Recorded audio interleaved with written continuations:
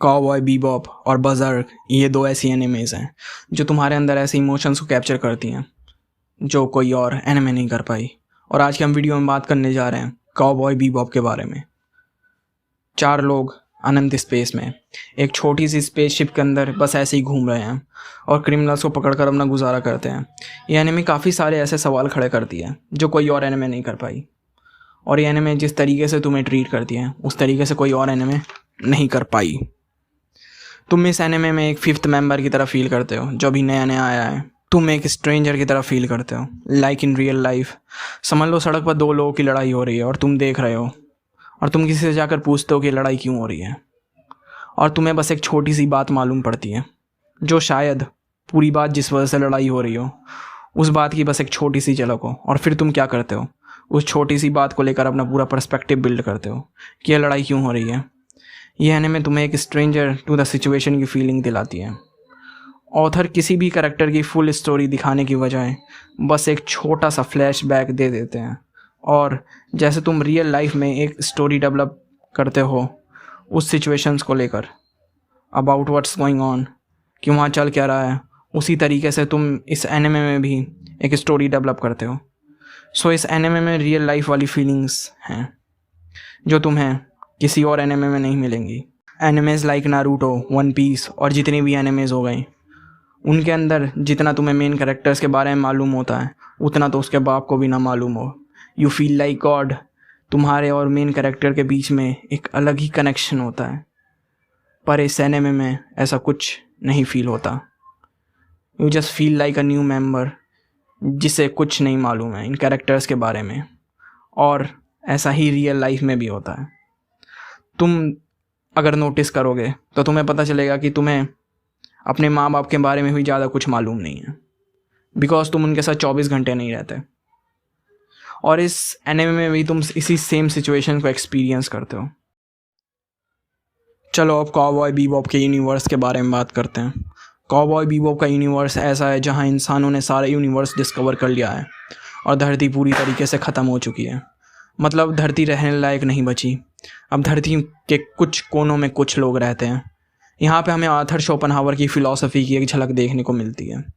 Arthur Schopenhauer says willing goes on perpetually and without final purpose. It is built into us, into the whole fabric of the world. The individual existence is dominated by will. ये जो हमारी desires हैं वो कभी ख़त्म नहीं होती और इंसान हमेशा अपनी खुशी संसार की चीज़ों में ढूंढता है।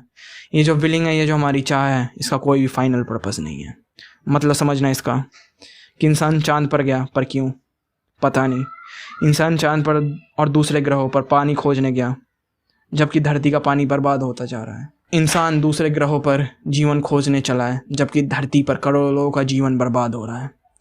कई सारे जानवरों की प्रजाति एक्सटिंक्ट होती जा रही हैं और इंसान एलियंस को ढूंढने निकला है। आर्थर शोपेनहावर कहते हैं कि जो हमारी चाह है इसका कोई भी फाइनल पर्पस नहीं है कि अगर हमें एलियंस मिल भी गए तो क्या, या हमने पानी ढूंढ भी लिया तो क्या। इसका कोई भी ठोस जवाब किसी के पास नहीं है। तुम इस एनिमे में देखते हो कि भले ही तुमने पूरा यूनिवर्स डिस्कवर कर लिया हो पर अब तुम बस एक छोटी सी स्पेसशिप के अंदर बंद हो। इस सीन की गहराई समझना। आज के टाइम में तुम नोटिस करते हो कि इंसान ने शहर बनाए पर गांव की शांति खो दी। इंसान ने बड़ी बिल्डिंग्स बनाई जिनमें हज़ारों लोग रह सके पर उन हज़ारों की भीड़ में इंसान अकेला हो गया। गांव के बड़े घरों को छोड़ इंसान शहरों में आया एक छोटे से रूम में रहने के लिए। हमने गाड़ियाँ बनाई जल्दी सफ़र करने के लिए, उसके साथ ही हमने जन्म दिया एक्सीडेंट्स को। हमने न्यूक्लियर बम बनाए और आज हमने अपनी मौत का इंतज़ाम खुद ही कर लिया है। आज हम जितने भी सो कॉल्ड मॉडर्न होते जा रहे हैं उतने ही अकेले, उतने ही डिप्रेशन में होते जा रहे हैं। Depression, obesity, anxiety, these are called modern diseases. ऐसा लगता है कि अगर हम एक कदम आगे बढ़ते हैं तो 2 कदम पीछे आते जा रहे हैं। It just feels like we are moving nowhere. और हम जितना मॉडर्न होते जा रहे हैं उतना ही ऐसा लग रहा है कि हम पीछे होते जा रहे हो। हम इस एनिमे में यही देखते हैं कि भले ही हमने पूरा इसके स्पेस डिस्कवर कर लिया हो पर हमने उसका प्राइस पे किया है, earth. Arthur Schopenhauer says throughout nature one being dominates and destroys another, the world will tearing itself apart because it is hungry will and there is nothing for it to feed on but on itself. कि जो हमारी चाह है for पैसा, for luxury, आराम, तेज होने की यह केवल एक भ्रम है, और इन चक्कर में हम अपने आप को खाते जा रहे हैं। और इस एनिमे में तुम ये रियलाइज़ करते हो काफ़ी अच्छे से। जब तुम इस एनिमे को देखते हो तो तुम्हारे अंदर एक मीनिंगलेसनेस, एक लोनलीनेस की फीलिंग जगती है, जो तुमने मतलब काफ़ी नॉर्मली फील करी होगी। पर ये जो नॉर्मलिटी है तुम्हें और किसी एनिमे में देखने को नहीं मिलती, कि हम जितना भी डिस्कवर करते जा रहे हैं उतने ही हम छोटे होते जा रहे हैं। एक अनंत स्पेस में, एक छोटी सी स्पेसशिप के अंदर 4 लोग एक स्ट्रेंज साइलेंस के साथ। अब हम बात करने जा रहे हैं इस एनिमे के सबसे ज़्यादा इंटरेस्टिंग कैरेक्टर के बारे में, यानी अपने छोटे कपड़ों वाली दीदी। अपने छोटे कपड़ों वाली दीदी के सहारे ऑथर एक काफ़ी यूनिक सवाल खड़ा करते हैं कि हु एम आई, कौन है हम, कौन हूँ मैं। जब वो खुद को उस टेप में देखती है और उसे पता भी होता है कि वो वही है, but she can't remembers anything, now she is just a totally different person. इस सीन की गहराई को समझना, ऑथर इस सीन के सहारे एक यूनिक क्वेश्चन खड़ा करते हैं।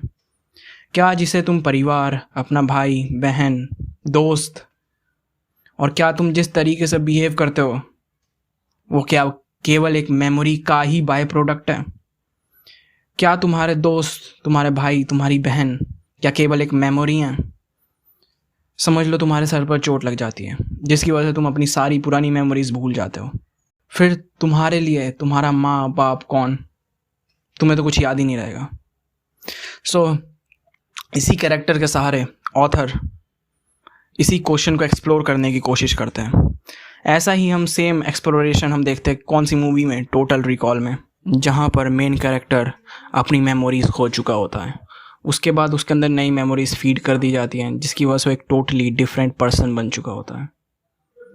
और इस एनिमे के अंदर हम ऑथर को इसी सेम कंक्लूजन में पहुँचते हुए देखते हैं कि ये जो लड़की है आज के टाइम में एक टोटली डिफरेंट पर्सन बन चुकी होती है। हम ऑथर को इसी सेम कंक्लूजन में पहुँचते हुए देखते हैं। एक बार एक डॉक्टर ने एक बात कही थी कि मैंने इंसान का पूरा शरीर फाड़ कर देख लिया पर मुझे इंसान नहीं मिला।